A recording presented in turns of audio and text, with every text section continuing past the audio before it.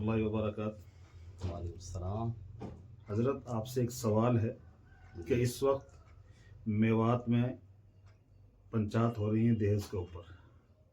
वहाँ के जो सोशल बुराइयाँ हैं, सामाजिक बुराइयाँ, उन पर भी उनमें कुछ राजनेता और कुछ उलमा, कुछ समाज सेविक लोग जो है हिस्सा ले रहे हैं और आम जनता भी हिस्सा ले रही है। उसके बारे में आपके क्या ख्यालात हैं, क्या तस्वुर हैं? आप अपने ख्यालात को इजहार फरमाएं और हमें रहनुमाई फरमाएं। क्या जो दहेज के बारे में जो लोग बात कर रहे हैं, क्या वो सही हैं या खुद वो दहेज लेने वाले हैं? बिस्मिल्लाहिर्रहमानिर्रहीम।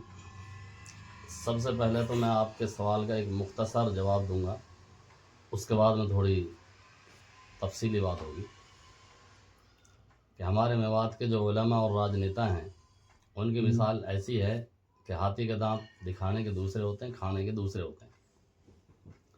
शायद कि इसमें पूरे सवाल का खुलासा आ चुका है। अब डिटेल इसकी ये है कि सबसे पहले हम उलमा तबके को अगर लें, सबसे ज़्यादा अगर बिगाड़ है 95% वो उलमा तबका में है।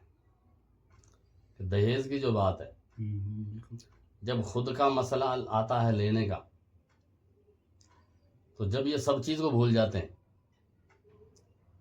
अब क्या इसका असर पड़ेगा, क्या इस्लाम कह रहा है, और जब देने का मसला आता है, खुद की लड़की की शादी जब करते हैं, तो फिर मुदल्लल कुरान और हदीस को खोल के जो है कि मुफस्सल बयान कर देते हैं।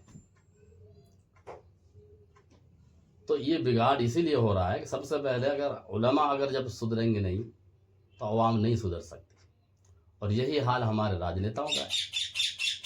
इसलिए कि कौम को दो ही आदमी चलाते हैं, या तो कौम के जो लीडर हैं या जो कौम के रहबर हैं यानी उलमा।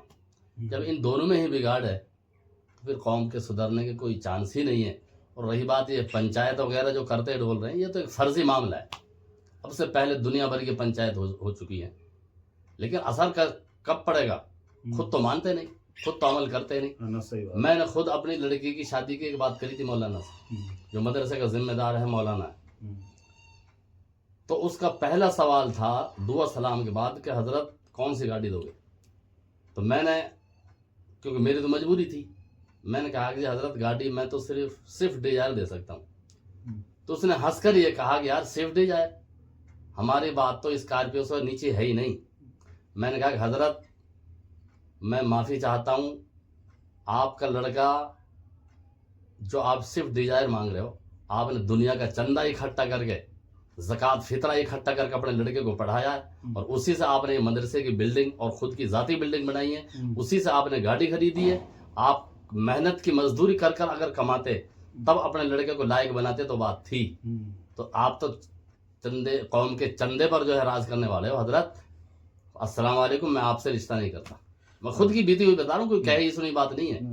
ये मिसाल तो मैंने एक दी है, बल्कि कई उलमा से मेरा वास्ता पड़ा है, सबके यही हाथी वाले दांत थे। तो इसलिए अल्लाह हिफाजत फरमाए इन रहबर और हमारे कायदीन पर जो है। ये अगर सुधर जाएंगे तो कौम को सुधारने की जरूरत नहीं, अपने आप सुधर जाएगी। यानी आपका कहना मकसद ये है कि सबसे पहले अगर दहेज को छोड़ना है तो इन जो पंचायत में जुड़ने वाले उलमा, इनको छोड़ना होगा। अमली जामा पहना हो पहले, खाली पंचायत तो नहीं होता। पंचायत तो बेचारे मौलाना कासिम मरहूम जो है बेचारे मेहनत करते करते दुनिया से चले गए, और मौलाना कासिम साहब ने वाकईतन ये चीज पे अमल भी किया, और उनके लड़कों ने जो है उम्मत के सामने नमूना भी पेश कर दिया भाई। लेकिन कौन मान रहा है उसको, कौन देख रहा है? तो सिर्फ ये ज़बानी खर्च है।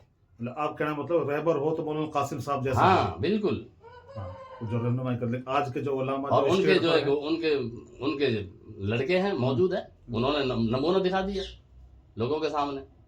अपनी लड़की अपने भाई के लड़के को दी उसने, उन्होंने बगैर दहेज के दिए। कोई उसमें मुतालबा नहीं, कोई कुछ नहीं। हाँ, वरासत देनी है तो वरासत दो, उसका मुतालबा करो। तो माशाल्लाह आपने अच्छी बात कही, अल्लाह आपको जज़ाए खैर दे।